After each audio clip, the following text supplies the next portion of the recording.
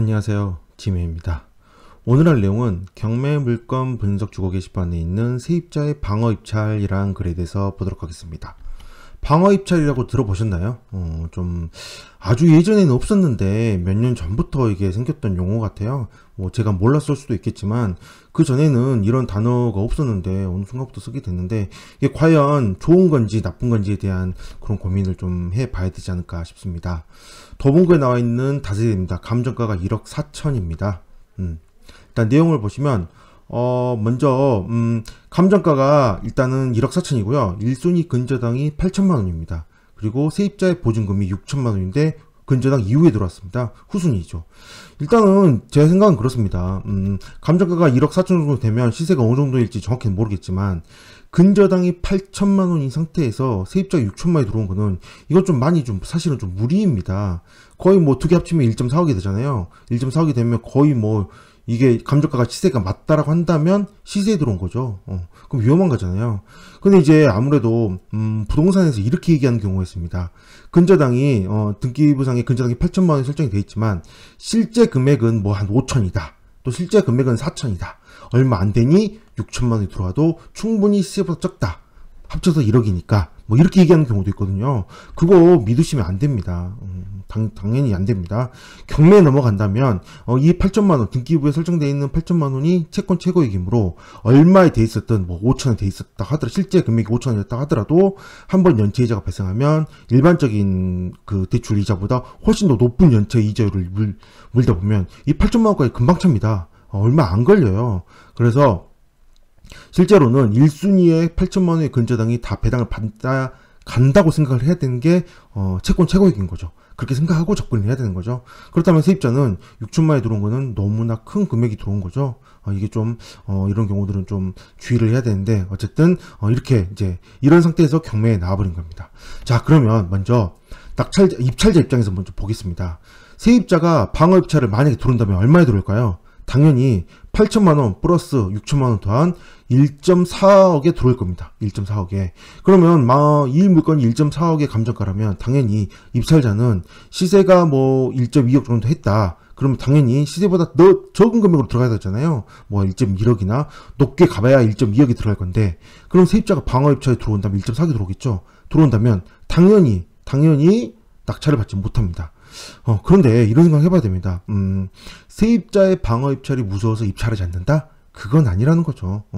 만약에 세입자의 방어 입찰이 들어와서 세입자가 낙찰받았다. 그러면 단지 그날 하루 입찰하러 간 시간 날리고, 어차피 보증금 돌려받으면 되니까요. 그렇게, 그런 상황들이 된다고 해서 특별히 내가 크게 잃어버린 건 아니잖아요.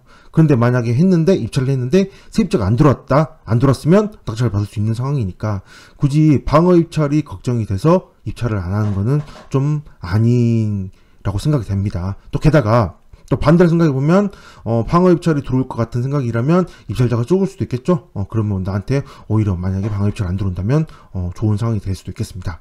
자, 그럼 반대로 세입자 관점에서 좀 바라본다면 방어 입찰은 무조건 손실을 최소화하는 것일까요? 이걸 좀 생각해 봐야 됩니다. 방어 입찰이 좋은 걸까요? 무조건? 꼭 그런 건 아니거든요. 만약에 현재 지금 감정가가 1.4억이고 시세가 1.2억이고 만약에 낙찰이 1.1억이 된다면 세입자가 들어오지 않았다면 세입자는 3천만원을 손해보게 됩니다. 이해되시죠? 무슨 말인지. 3천만원 손해를 보게 됩니다. 다른 경매 비용이나 기타 다른 비용을 일단 빼고 이것만 얘기를 합니다. 3천 손해를 보게 되는데 만약에 세입자가 입찰을 하게 된다면 1.4억에 방어 입찰을 들어왔습니다. 그러면 시세가 1.2억이니까 1.4억의 낙찰을 받아서 달지 1.2억에 판다면 2천만원 손해로 끝나게 되는 거죠. 원래는 3천 손해를 방어 입찰을 함으로 해서 2천 손해로 바꿀 수 있습니다. 대신 1.2억에 진짜 팔았을 때 이긴 거죠. 이걸 꼭 생각해 봐야 됩니다.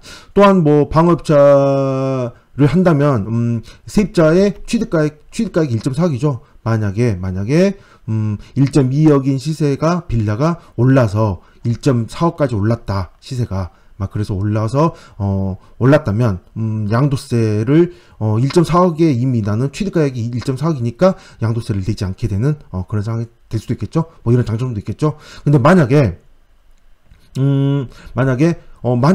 이 시세가 1.2억인데 세입자가 1.4억에 만약에 방어 입찰을 했는데 혹시나 만약에 낙찰가가 높다가 만약에 낙찰이 시세대로 1.2억에 낙찰이 된다. 그러면 원래 세입자는 원래 가만히 놔뒀어도 2천 손해, 낙찰을 받았어도 2천 손해인 거죠.